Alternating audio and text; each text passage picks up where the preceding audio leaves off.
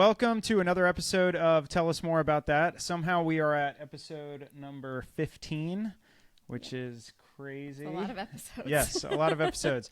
This will also be the first episode where I am not doing this from the brown recliner, and that's not because of all of the comments of people saying, why are you in a brown recliner? It's because this is just a little easier. So we may go back for the next episode, but Maybe. All right. So today we have a guest on who I had actually reached out to initially for something totally unrelated to this podcast. But when I was kind of starting the process of going through and considering going back to school, the whole reason I want to go back to school is for to get into law enforcement or military psychology. And I had done some LinkedIn searching, and I found do you pronounce the last name? Is it Kuhlman? Yes. Yeah, that's it. Good Good job. Cool. So I found Dr. Katherine Kuhlman and sent her a message, and she was super generous with her time. And she kind of walked me through things to expect with the program for school, and then also like what the job is in general of being a psychologist for law enforcement. So that conversation is kind of what, when we started the podcast, I thought back to it and I was like, that would be an amazing discussion to record and to ask some more pointed questions about the industry in general. So here we are. Yeah. So yeah, without further ado, I can introduce our guest for the day, Dr. Katherine Kuhlman. Thanks, guys. It's really wonderful to be here. I appreciate you reaching back out to me. Yeah, absolutely. So let's start with this. Can you just provide some background as to who you are and what your role is? Yeah, so I am a psychologist, trained clinically, and I'm board certified in police and public safety psychology, which is now a specialization, which is awesome, from the American Board of Professional Psychology. Yes, there's not many of us, but we're trying to get more, so come on in. So I run a group practice in Scottsdale, Arizona. I've been doing the work in police psychology for about 10 years now. And my practice solely focuses on public safety psychology. So that looks like everything from doing therapy with first responders and sometimes their family members, to the hiring pre-employment psychological evaluations before people get on the job. It's fit for duty evaluations if something happens where they might not be able to perform their job duties, critical incident response and debriefings after traumatic incidents. And I'm very fortunate that I get to travel a decent amount of time around the country and do public speaking about officer wellness and stress and trauma too. So it's really never a dull moment. Yeah, that sounds. You're busy. Yeah, very, very busy That's lifestyle. Yeah. But they say it's not work if you love what you do. So Yeah. Are they right? yes, yeah. I pitch myself still. I'm like, how am I doing this? So it actually amazing. it's a good kind of lead into how did you get into this? Because I feel like a lot of people, whether they had like a specific connection to law enforcement, whether that be a parent or a spouse or an experience when they were a kid or something along those lines. But what was it that kind of drew you to this population? There was a couple of things. So my grandfather was an FBI agent, and I always loved and respected his work. We were not as close as I would have liked just because we lived far away from one another, but I always really respected what he did. Like lots of teenagers and high school students probably in our generation, I watched a lot of Law and Order. I watched a lot of Criminal Minds. I was like, oh, I'm going to be an FBI profiler. Well, come to learn, there's not that many. It's kind of a hard job to get. That was an unrealistic expectation back in the day. So I get into college and I start studying psychology. That was a natural fit for me in the way that my mind worked. And I also I double majored in criminal justice as well, because there was a point where I thought, well, maybe I could get into law enforcement myself. It feels like a cool job. I would like to help people. Until I learned, you're stupid when you're a kid, right? You have no idea what the real world is like. I'm like, oh, well, I have to be on patrol for a couple of years before I become a detective. I don't want to do that. Yeah. That's no fun. And also I have to wear a uniform and also I have to wear my hair up. Yeah. No. Let me tell you some things I don't do. Yeah. I don't put my hair up. Even at the gym, it is down all the time. So I was like, I am way too feminine for this masculine job. I thought about law school for a while. I thought, okay, well, I could be like a prosecutor. That could be another way I kind of get into this field and that I can help. Started studying for the LSATs. I think I threw the book across the room because I was so frustrated with it. And finally, I realized, oh, there's this entire field of forensic psychology. And that seems like the perfect blend of criminal justice and psychology. And at the time, I was not ready to commit to a doctorate. I thought, oh my gosh, 4 years of college, I can't possibly commit to 4 to 5 more years of school.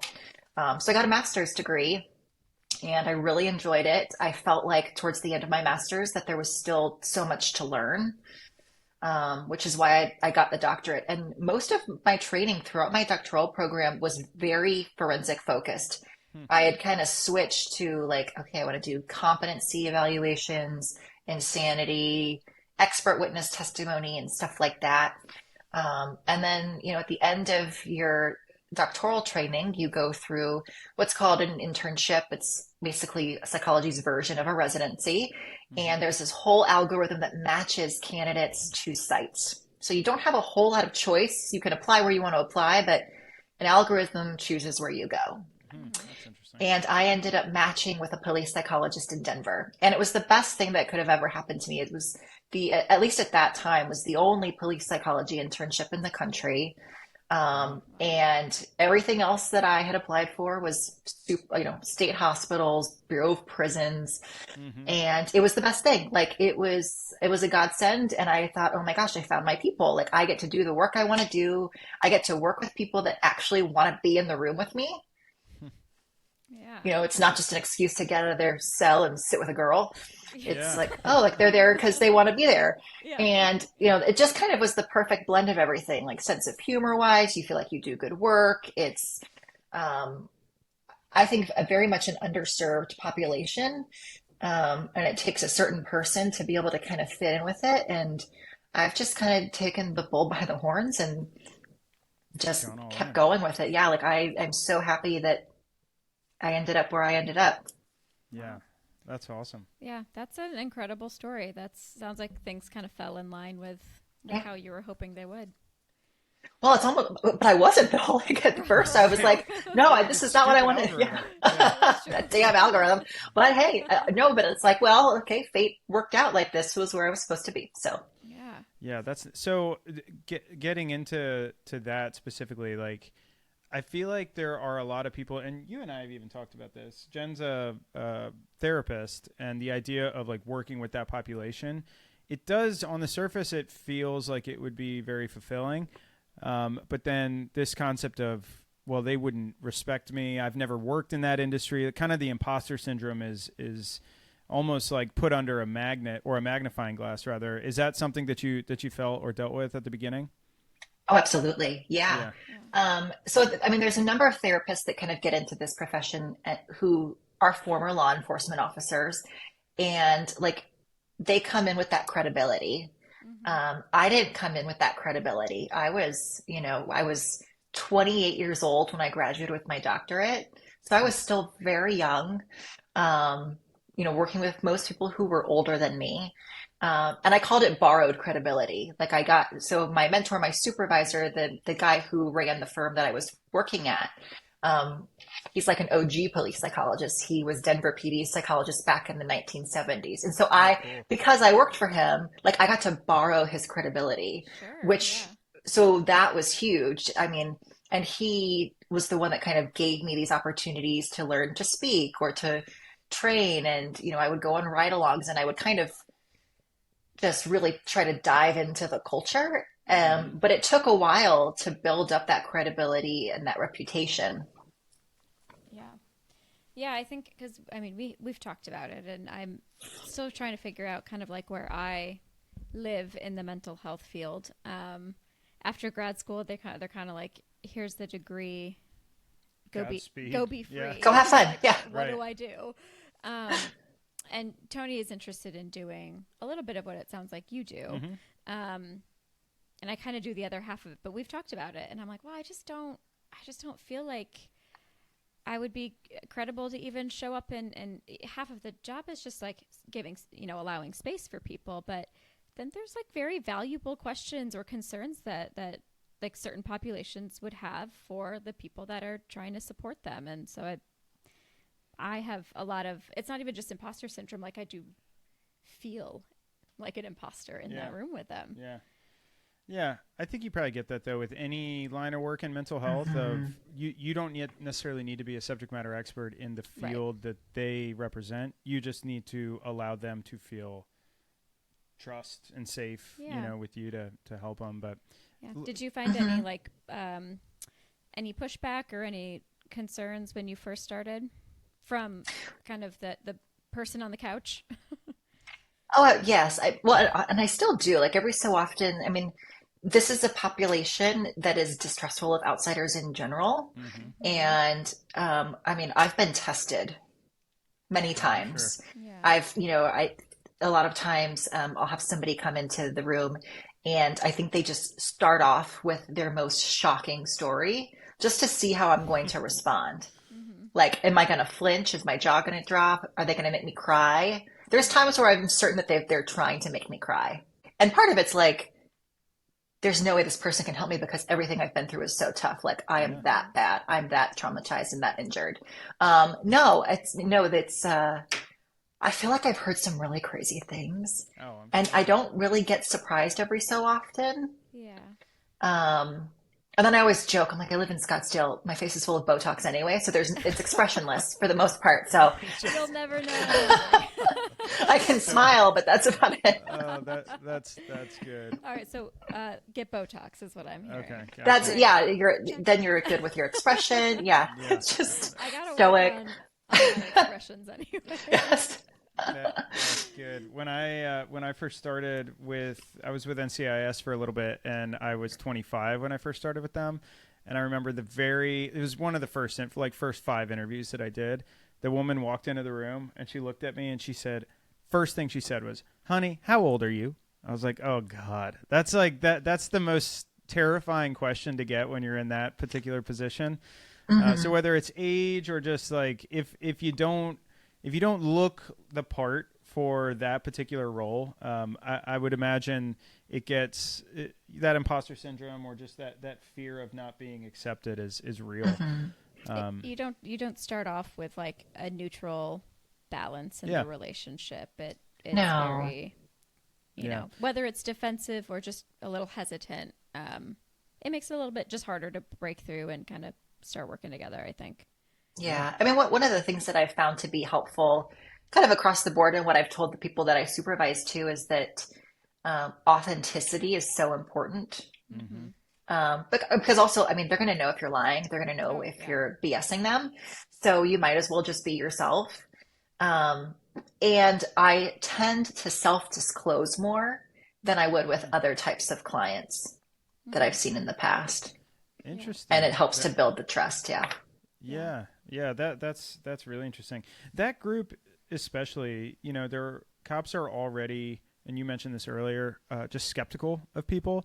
And I wanted to ask about this later, but maybe this is the right time for it. When you get people in a position where if they disclose the wrong thing, and maybe wrong is the wrong way to label that, but if they make certain disclosures or if they give you an indication that maybe they're not mentally fit to be carrying a weapon and to be doing the job they're doing, that they may lose or temporarily be suspended in part of their job duties, right? If they make certain disclosures or say certain things that give you reason to pause, do you find that to be a hindrance in getting that population to really open up and come see you in the first place? Yeah, I mean, it's one of the biggest myths, I think, with, whether it's cops or firefighters seeking therapy is that, I mean, there is a level of emotional stability and psychological adjustment that's expected to be able to perform job duties, right? And they come in and they're worried, if they have symptoms of PTSD, does that mean that their gun's going to get taken away from them and they can't work? And like, what people need to understand is that like a cop's firearm might as well be his third leg.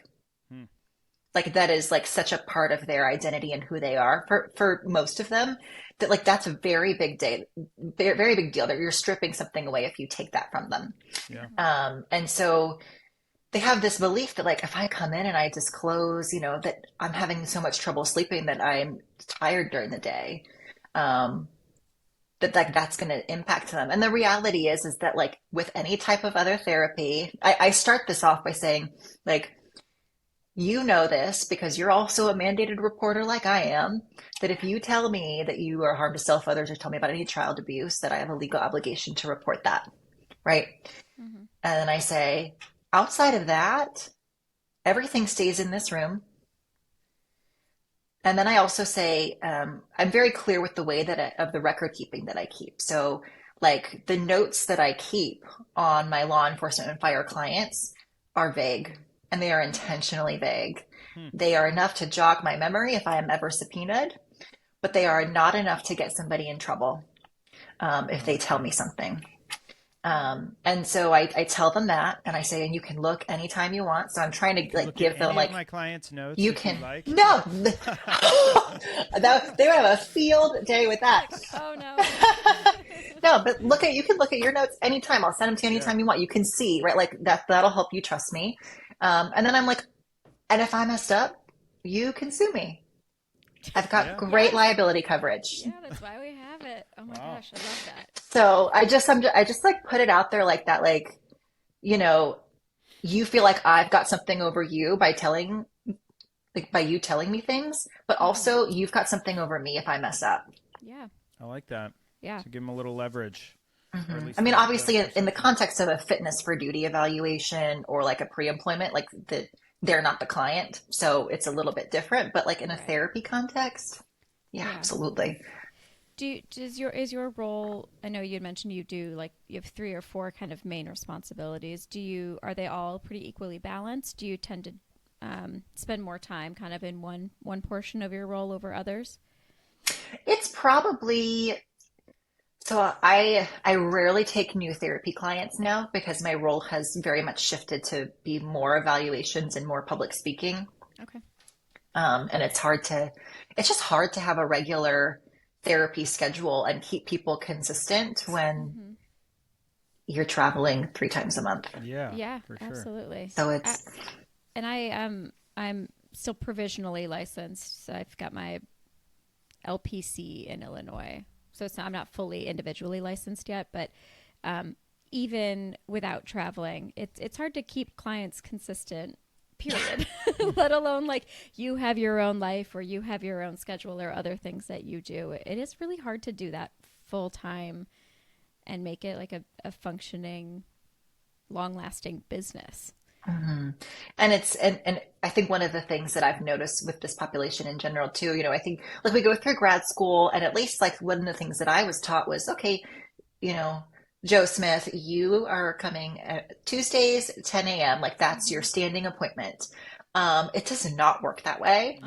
I mean, especially with firefighters, because they work, 24 or 48 hours and they're off for a couple of days. So their schedule is different every single week. But for a lot of like law enforcement officers, detectives, for example, oftentimes on call, SWATs oftentimes on call. So they, I'll get a text 10 minutes before session, like I'm out on an op. Yeah. I'm on a crime scene. I can't come in. I bet you don't have like a late cancellation or a no-show fee. It depends. But if it's work related, don't worry about it. Yeah. If it's like I slept in, then that's a different.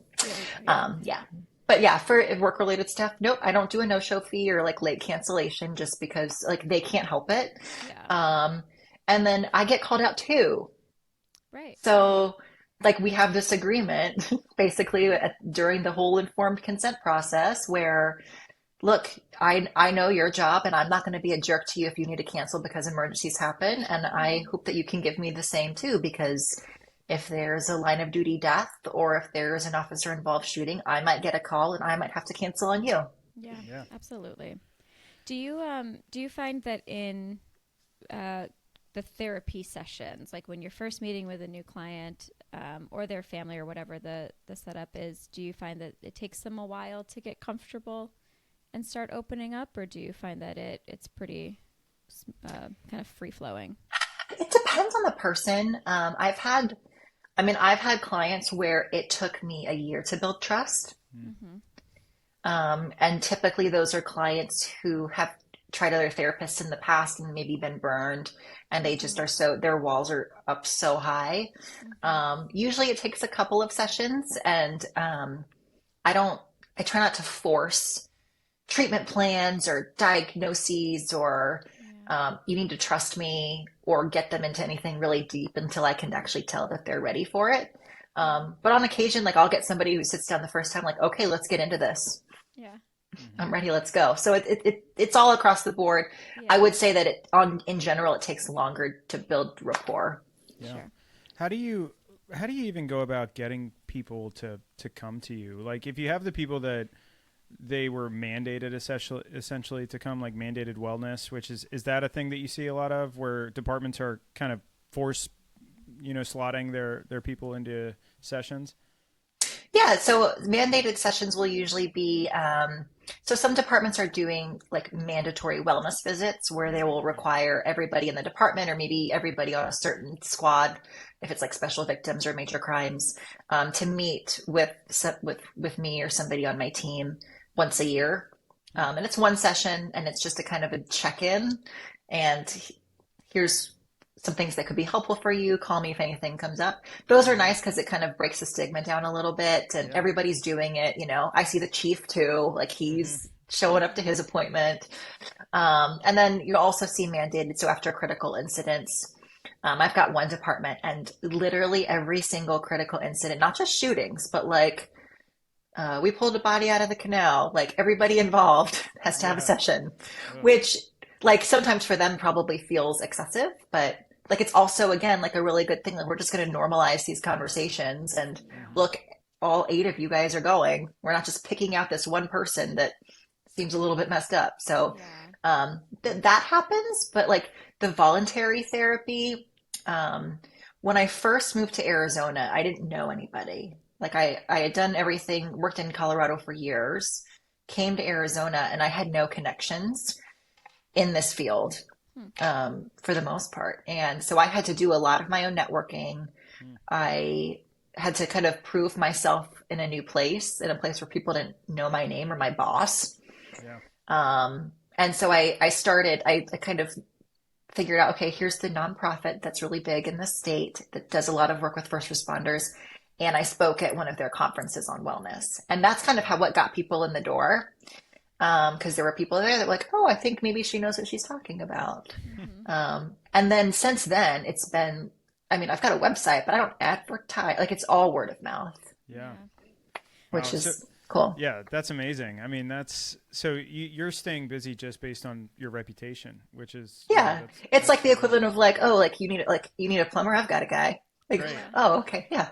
You need a psychologist? I got a girl. Which is cool too, because then you're coming in, if it's kind of referral based, you're coming in with even the smallest level of some type of inherent trust from that person, because they know their buddy trusts you, which is helpful.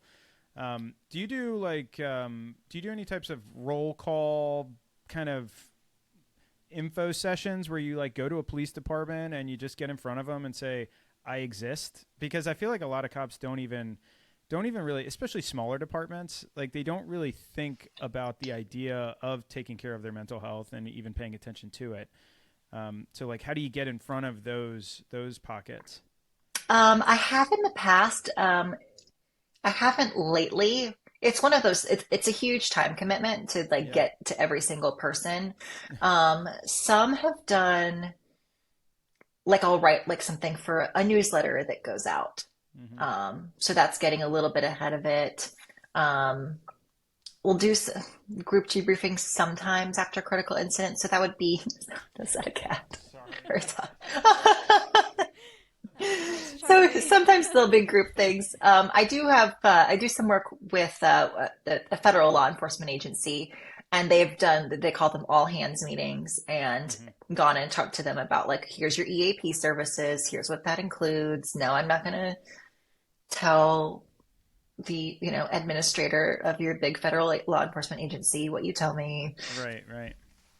Okay. I think it's so funny too that that very just across the board level confidentiality piece is like, it's still the same in here. And I think you're right. Like, and it's a case by case, like, trust the therapeutic relationship and trust your, psychologist judgment of like, does this need to go one step further? Can I ask other questions? How can we tease this out, rather than just like, guard is up, now something has to happen. So I do think like having that out there and,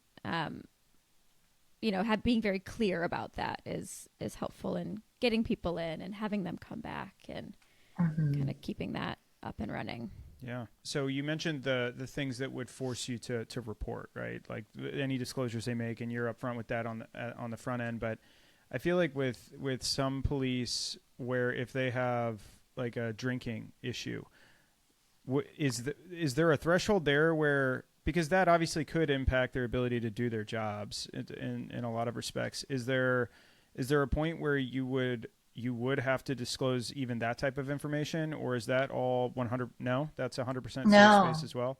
Yeah. I mean, it's no different, right? I mean, I would tell them I had a concern, right? But I mean, I'm not going to go tell their agency. Yeah. Okay. It's cool. I mean, I don't know about even the extent of the type of information and confidentiality that you can have being in law enforcement previously and, being interested in the mental health field. I think there are a lot of misnomers and misunderstandings just with like, what does that even look like and how much can I really trust this person? And it sounds like you can trust this person. Mm-hmm. So it's just, it's an investment in your happiness and your ability to maintain your sanity while you're doing the job and maintain your personal life, that can make a really big impact if you go for it. I'm trying to kind of tease it out in my head too of like where that line would be. So if they are actively hurting someone else, hurting themselves, or someone is hurting them, or there's child abuse, or if there is like clear intent and a plan to do those things as well, is that where you would breach too, or? Exactly. Yeah. One of the more difficult spots though is like when it comes to suicide, and suicidal ideation.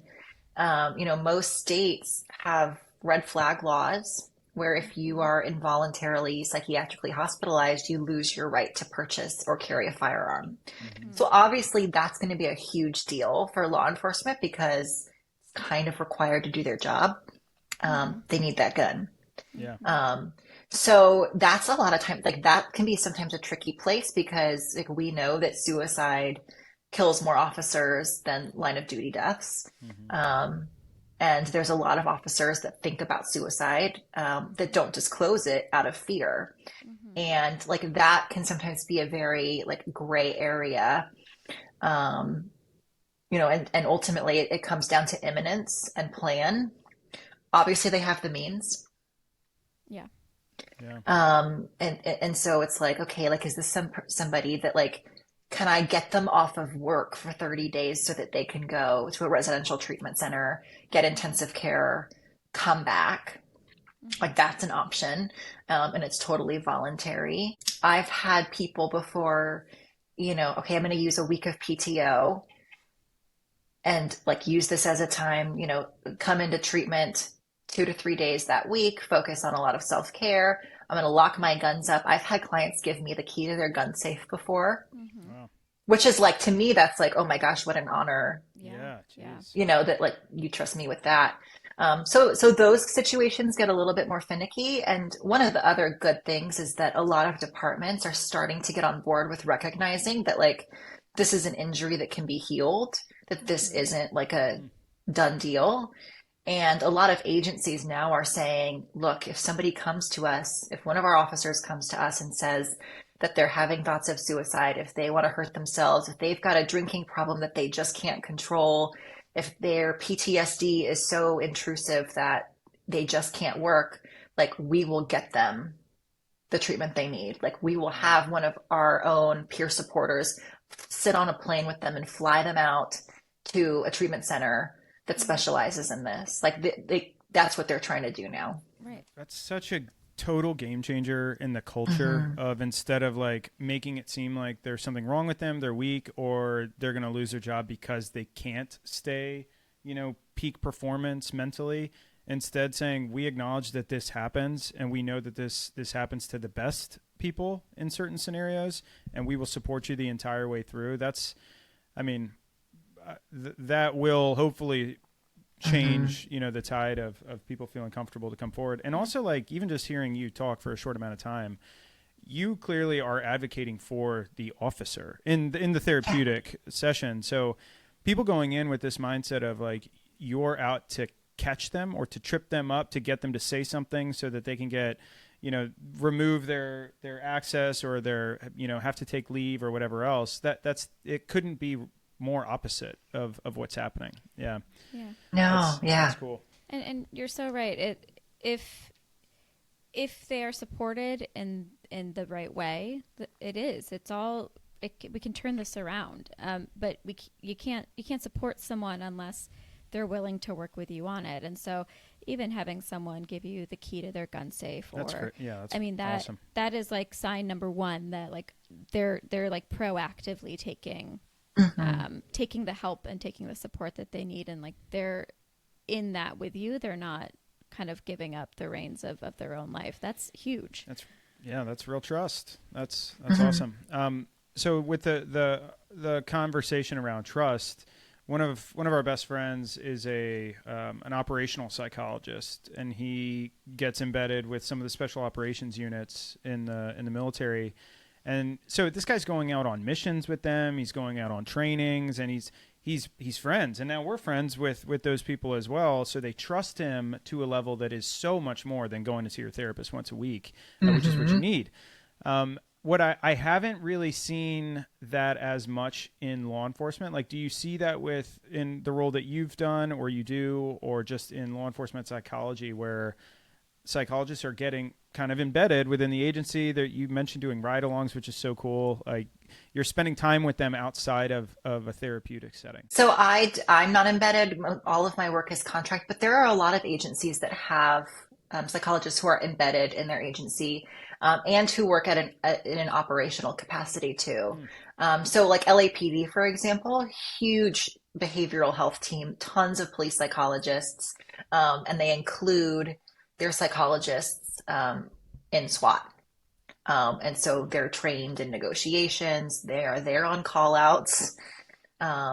They become embedded. And so like, that's really cool. You see it certainly more in larger departments because they've got the funds for it.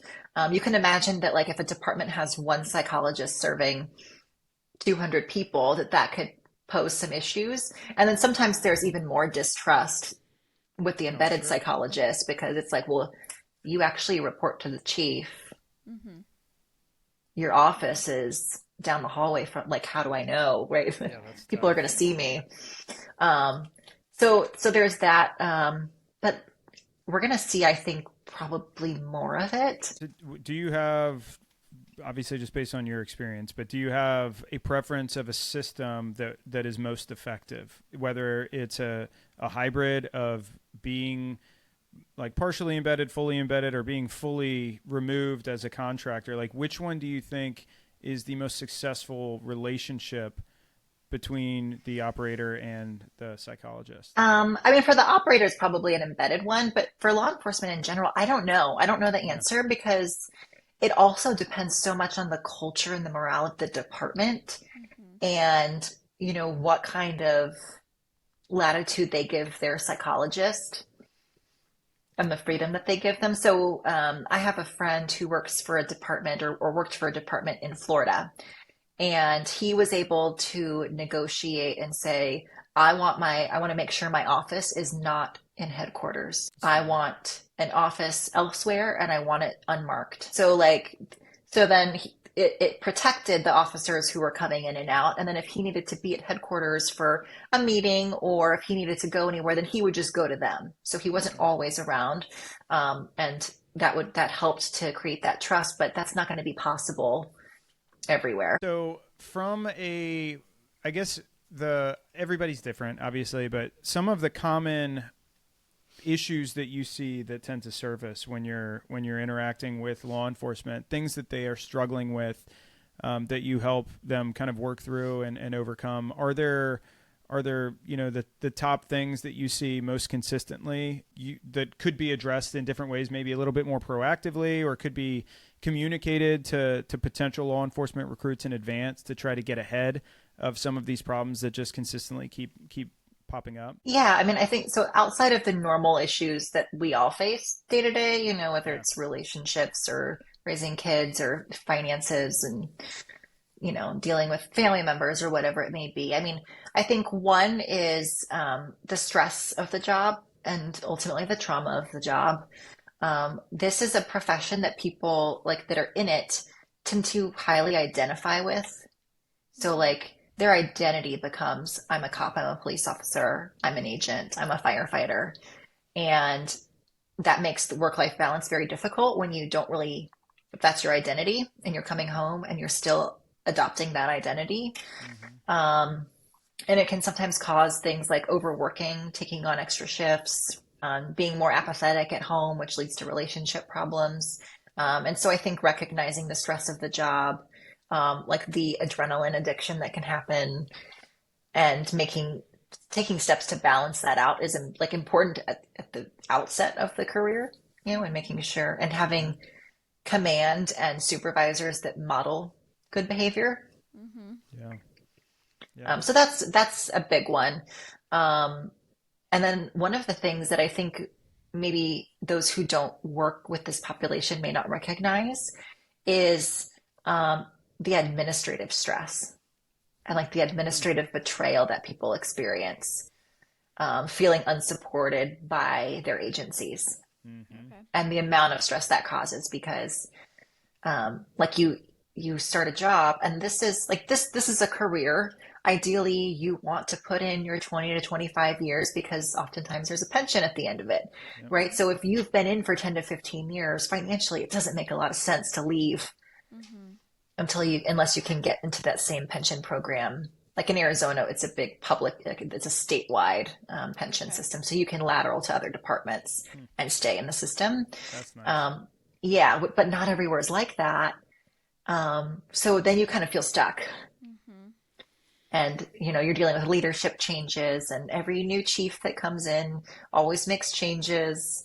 And even if they're silly and little, everybody raises a big stink about it because it's not the way we did it. And yeah, that's tough. That what you just introduced, the getting to that, like the past the point of no return, is what I've heard a lot of people talk about. Like 8 to 10 years, you've committed already. You may as well now see to the end.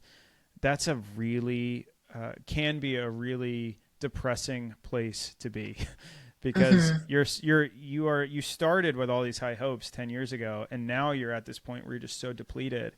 So imagining just staying for the same amount of time can be like almost overwhelming. yeah. And those first couple of years are fun because it's like, oh, yay, like I'm going to go catch the bad guys. And then you realize that, I catch bad guys and I put them away, but they end up right back out on the streets, or the prosecutor doesn't want to prosecute. And now I feel so defeated. And so like you're like the values that you came into the job with and like your whole reason for wanting to pursue a career, like you're kind of questioning. Yeah. And this is very different in terms of the like acuity of stress, but I've worked in school settings as a counselor and as a public service employee. Like you have that pension at the end as well. And I have a lot of friends that have gotten to that 10 or 15 and they're like, I can't do 5 more. Like I'm going to start over.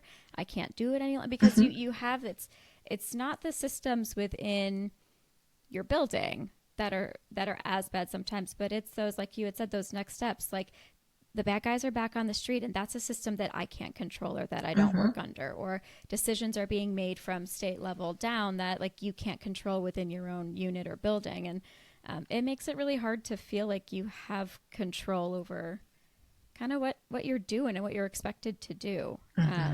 So that's burnout.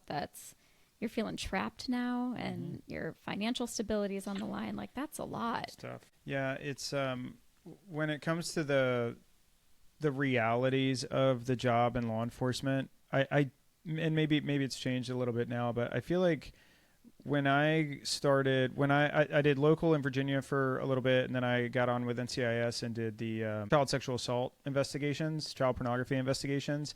And as a 25, 26-year-old, I could not have been more excited to like get the job, go to the academy. It was the best time I have ever had in a profession. And then the reality of what the job was, like the first day showing up to a suicide and actually seeing it, like not seeing it in a book, not seeing it on TV, but actually seeing it and seeing like the tenured agents that have seen hundreds and them having like no response, the jokes, like the humor, that's a whole thing, like coping strategies and things, but getting exposed to that, like jumping in the deep end immediately. And then seeing like, especially in those specialized units, like the child pornography investigations and the types of people that you have to talk to and investigate. And it's, I felt like looking back on it, I just became so miserable, so depressed so fast. Like within a year, I was like, there's no fucking way I can do this for my career. It's not feasible. And I just became so kind of distraught with the whole thing. And looking back on it now, there was nothing in the hiring process. There was not a single question or topic that anybody even alluded to that would have checked just to see like, hey, how are your feelings around, being exposed to these types of things? How do you think you would handle this type of thing? How do you think, like, how do you cope? How do you process? What are your support systems? What are your support systems? I'm hoping from a hiring perspective, that's something that is evolving. Like, can you speak to that? It should be, yes. Yeah. And the focus of it is it's honestly more of a rule out than a rule in process, meaning we're looking for problems versus like, hey, this is a good candidate. Yeah.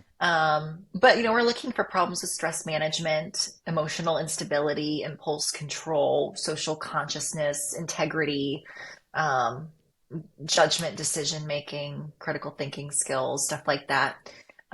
So most agencies require that. That being said, like as psychologists, our role is to be the risk assessor and to, write and verbalize those risks to the department, but the department's the risk manager. So they ultimately are the hiring authority. So, there have been situations where I have not recommended somebody, but they still get hired. Mm-hmm. Yeah. Right. And that's the department's liability at that point if they felt like at the time they had enough information to mitigate the concerns. So, but interestingly, the exception to that. So most states require it. It's not required at the federal level. It is agency dependent. So the DEA, for example, requires it for all federal agents. The FBI requires it if a person reports a history of any kind of mental health problem or treatment or medication. Border Patrol does the same thing. Secret Service does the same thing. So they're more focused on like, is this mental health issue no longer a problem versus like, okay, do you have the coping skills, the support system to manage the inherent stressors of the job? So it's a little bit different because plenty of people are emotionally stable, right? They don't have a history of mental health problems, but that doesn't mean that they're amazing at managing stress. Yeah. Yeah. And I don't know necessarily that it's like a skill that people are born with all the time either, like being able to cope and manage stress. So like the assessment and the psych screening. Not at all. Yeah. We are the rub some dirt in it generation. Right. Like, yeah. No. But that's kind of my point though, is with the psych evaluation and going through the rigorous hiring process, not once did I ever I never even considered that this is not going to be something I'm going to be really, really good at. Like I felt like this is going to be my dream job, but I never also considered that I'm going to be sitting in a closet reviewing child pornography 3 days a week for 7 hours at a time, or showing up and doing these things, or, working these insane hours. And my time spent at work was doing these very stressful things. So it's the idea, I guess, of are we first hiring the right people, which it sounds like those things are more or less in place, but then are we setting these people up to be successful? Like, are we teaching them these strategies and these coping skills so that they can have some longevity in the position and understand, like, this is normal to feel overwhelmed by this. Let's talk about how to process it. Let's talk about, how this can impact you and all these different things. I feel like that's maybe where it's lacking a little. Yeah. And I think that like one of the areas that we could probably do a lot better is like that supervisory level. So not the command staff and the boots on the ground, right? Like they get stuff in the academy, but like what about like the sergeant level, the people who are training? I mean, it would be great if, if we had officers or detectives who are working, right, like working in sexual crimes against children. If you had a supervisor that said, hey, you need to step out of that dark closet every couple of hours and go do something mindless because it's not good for you to have your mind on that all of like you're overexposing yourself and that's not good. And like, I'm going to support you in doing that. And if you don't want to do it, I'm going to make you because that's what you need to do for your own mental health. Like we need to educate that supervisor level to like look out for their people, know what to look for and to like model best practices and self-care so that people don't get to that place of burnout. Yeah, it's such a good point too. And you had said something earlier that really resonated. This idea of normalizing just feelings and like how people are struggling with certain things. I remember my supervisor said to me, this is how this works. You're new. You're going to do all these things because this is what the new guys do, which I get that. But also he said, priorities are God, NCIS, family. And I was like, oh my God, did I pick the wrong profession? 26. Yeah, I'm 26 years old, man. But that's like, where does Coors Light fall on this? I can't. I have so much like, I don't know what the right word is for it, but looking back on like that version of myself, if I could have talked to that version and been like, dude, what you're feeling is so normal. Like, let's talk through how to manage it. Like this is normal, anticipated stress that comes with this type of work. But it's just extending that hand and doing it in a way that's not stigmatizing and not judgmental. It's expected, right? And that's right. Yeah. Well, I think And having like a mentor that's like, okay, yeah, like this is some really fucked up shit. Yeah. And like, here's how we stay resilient through it. Yeah. Well, Yeah. and that's exactly it. Like, I love what you said about having someone at the supervisory or the training level or literally anyone else in the room to be like, is anyone else seeing this? Like, this can't be normal because if you look around and the 15 people around you are like white knuckling through the day and no one's saying anything, like that's the expectation of everybody else. And so I've seen it too. And I've experienced where I'm like, this feels wrong, but no one's saying that it's wrong. Yep. So like, I guess this is just what it is. And that makes it really hard. You almost start like second guessing your own gut and your own intuition. And you just adopt anything you can in order to like move through it, survive through the situation. And that is, why turnaround time is for you was a year and a half. Yeah. And thank God I did. And this whole thing started from that like getting over the hump, that 10 years, because I went down my hall I was at Camp Lejeune and I remember asking a lot of the agents that I trusted, like, here's where I'm at, here's what I'm dealing with, here's what I'm feeling. What do you think? And I'd been on for a year and a half and they're like, man, if I only recognized that I was going to feel this way as soon as you're recognizing it, I would have got the hell out of here. But now I've been here for this long, so I'm going to stay. And like hearing that from people who have been on for years, they're like, God, I wish I left sooner, but now I'm stuck, essentially, was the message I was getting. That's what was kind of my motivation. And thank God, like it was the right decision for me at the time, but that's what's kind of inspired this, like go back and fix a problem that I didn't have a fix for when I was in that position type thing, which is what you're doing, which is why I like what you said at the beginning of we need more people doing this. Come on in. Yeah, because it sounds like there is a shortage with law enforcement. Yeah. So I guess we can kind of close it out here with this, but can I ask a quick question? Yeah. You want to do most of what Katherine does, right? Do you want to do, I know you said that you don't think, or you're not sure that you're super interested in like the therapy side of it, but you want to do like the process or the screeners and the evaluations and things like that. Yeah. Right? I mean, I could see, I don't really know yet. I don't want to put my foot down on it yet. Cause I think there's so much. And even you said this to me when I talked to you of like, just get in there and see what you like, try everything. And to your point, you're doing something you didn't even think you were going to be doing because I didn't even know it existed. Yeah. Right. Yeah. And I think everything that you're doing, Catherine, they're so integrated with each other. Like your ability to sit in really hard moments in therapy with someone also allows you to like see the gray area in the evaluations and the screeners that you do, or maybe ask different questions. And then it also influences how you present and the things that you focus on. And I mean, all of that makes so much sense to me that it's all working so well together. It's really nice. I feel very fortunate. Yeah. So you had mentioned that the APA, did they just recently recognize police psychology? So the American Board of Professional Psychology, I don't know the year that police and public safety, American Board of Professional Psychology has different specialties for board certification. Police and public safety psychology, maybe 20 years old. And then Division 18 of the APA, also around the same, I want to say. Okay. It's one of the newer ones. Yeah, that's good. So where do you, I mean, it's been around, I guess, for a little bit, which is good. It's not brand new. We were talking to someone about the military psychology, and that one does sound like it's pretty new, the operational psych piece of it. Where do you see police psychology going in the next few years from an evolutionary standpoint? I think that if anything, it'll be it's only growing. It's not going to become like a lesser known specialty. I think that we'll probably see a lot more interest in it. We'll probably then see more like graduate level coursework in police psychology to help educate people, more continuing education. I think that we're going to see, especially as departments become more consumed with millennials and Gen Z, as boomers and X start to kind of retire. We know that millennials and Gen Z are a lot more open-minded to therapy and mental health. And so I think that we'll see a lot more utilization, a lot more openness to training, other types of modalities. I mean, I know departments that have, like, they contract with people to come do yoga.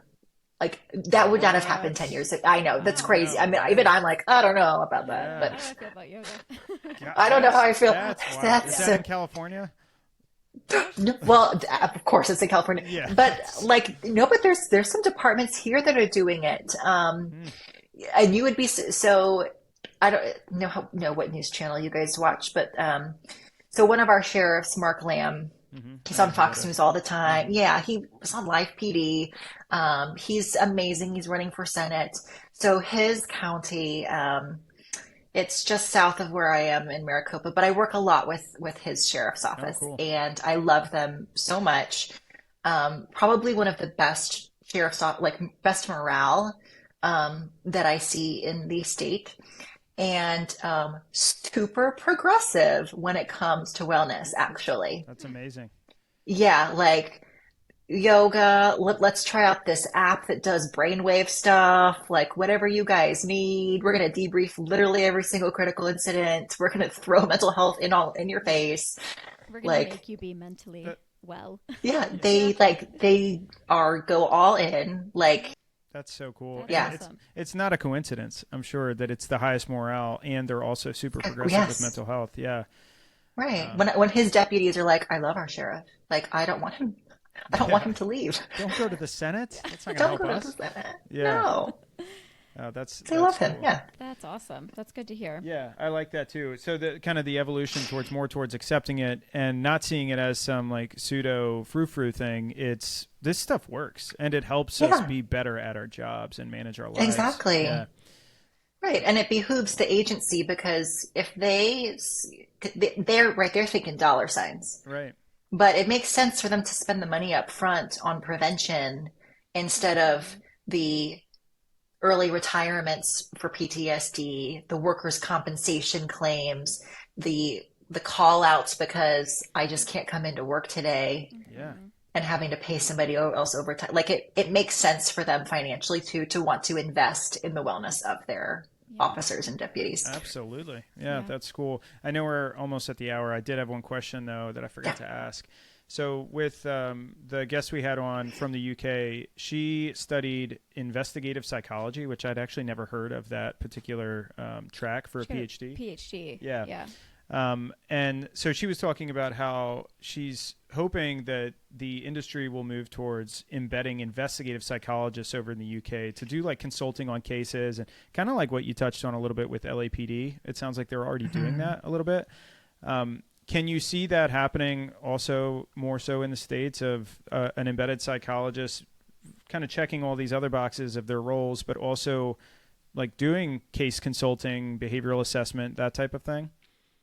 I can see it. I mean, so like I know LAPD has been doing it probably the longest as far as in the States goes. And obviously the FBI has the BAU, which they kind of like will farm out to any department that is requesting it, depending on the circumstances. But that's not always an option. And so I do think that like as psychologists in general get more credibility with this tough population, that they'll recognize how else like our brains and our abilities can be utilized. And Catherine, just like you, I wanted to be JJ when I grew up so bad. Oh, Which one's JJ? Is that Law and Order? He's the pretty blonde one. he's the pretty blonde in Criminal Minds. Criminal Minds. Oh Yeah. my God, I've seen every single episode 4 times over. I wanted to be in the BAU so bad, and then I think one day I was just like, "There's no way.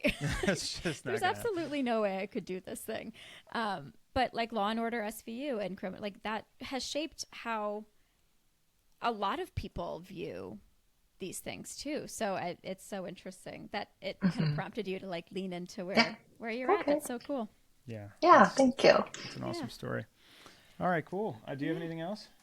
No, I think do you have to go? Yeah. Oh, yeah, I've got a client. You've got somebody in 2 minutes. So, all right. Well, thank you so much. That was awesome. Yeah. Thanks My for taking the time pleasure. to jump on. Yeah, we really appreciate it. Yeah, my pleasure. Thanks for inviting me, guys. Thanks for joining us on another episode of Tell Us More About That. Don't forget to subscribe on whatever platform it is that you're listening to us on, and also leave us a rating and review. If you have any topics you would like us to consider, if you have any feedback or commentary, only if it's positive, please visit www.tellusmoreaboutthat.com.